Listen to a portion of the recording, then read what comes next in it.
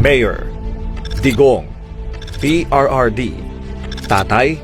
Ito ang mga katawagang hindi malilimutan ng mga Pilipino. Dito kilala si Pangulong Rodrigo Roa Duterte, ang ika-16 na presidenteng nagsilbi sa Pilipinas. Buwan ng Hunyo taong 2016 nang mahalal sa pwesto, pero bago pa niyan ay mahigit 20 taon nang nanilbihan bilang alkalde ng Davao City. Pero sino nga ba si Pangulong Duterte sa mata ng isang Pilipino? Ako yung presidente na hindi taga Manila.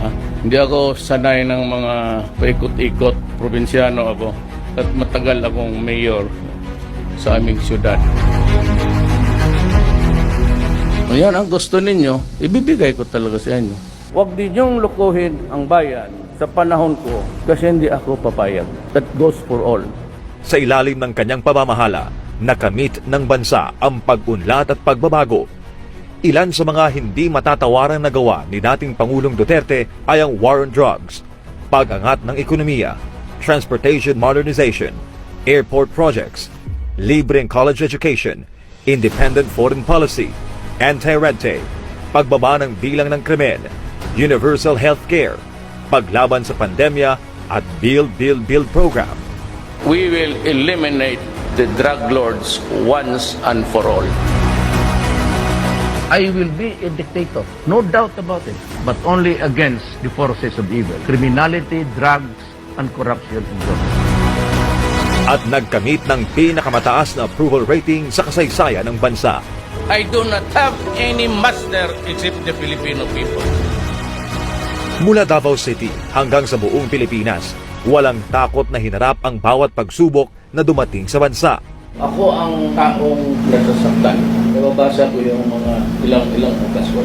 Subalit, higit pa sa kanyang nagawa para sa bayan, ay mas tunay na hindi malilimutan ang kanyang tunay na malasakit sa bawat Pilipino. Malaman ninyo, isa lang tayo. Your life is not less important than mine. Our lives are very important to the country and to your family. At kahit wala na sa serbisyo, In a few days, I'll be out. Yung nagawa ko, para sa akin yun na yun. The best that my efforts can really achieve. Kung kulang pa yun, pasensya na po. Yun, hindi ko na talaga kaya. The things that I failed to do, mostly not because of negligence or may mga shortcomings ako, but talagang time, kasi the 6 years would not be enough to finish all the project. Maraming salamat po sa inyo and your help in my journey in the 6 years na binigyan ninyo ako ng honor maging presidente ng Pilipinas. Maraming salamat.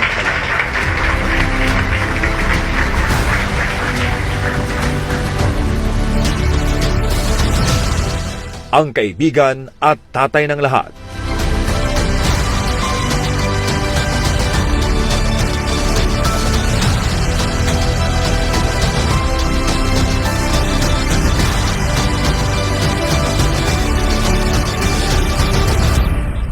At ngayon ay si Citizen Roddy.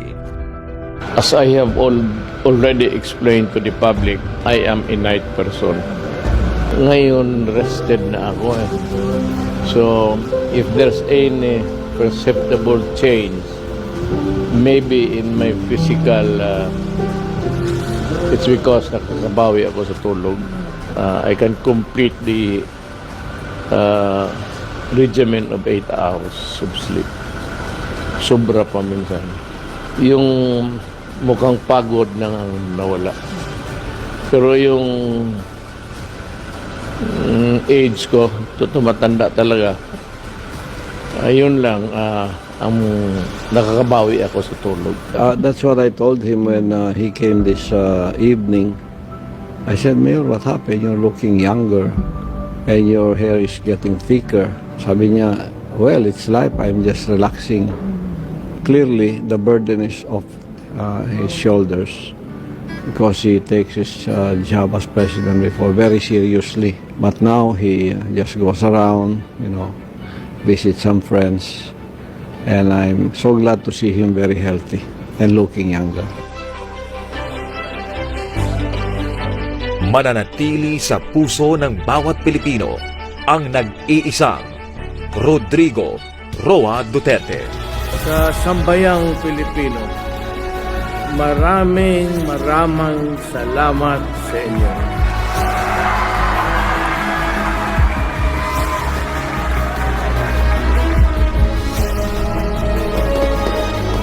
Tatay, no, napakarami pong salamat sa lahat ng ginawa mo sa city ng Davao at sa buong Pilipinas. Sa lahat ng mga presidente dahil ramdam talaga natin dito yung pagbabago, no, yung mga droga nawala talaga. Papasalamat po kami sa kapulisan, sa ating mahal na presidente, sa nagawa niya po sa amin. Maraming salamat po, Tay. At mahal po namin kayo. Alam mo yung feeling na parang kulang yung 6 na taon para kay President Duterte. But sabi ko nga sa kanya whenever I see him na maraming salamat because para po sa akin, he is the best president of our country that we ever had. Para sa Pilipinas kong mahal.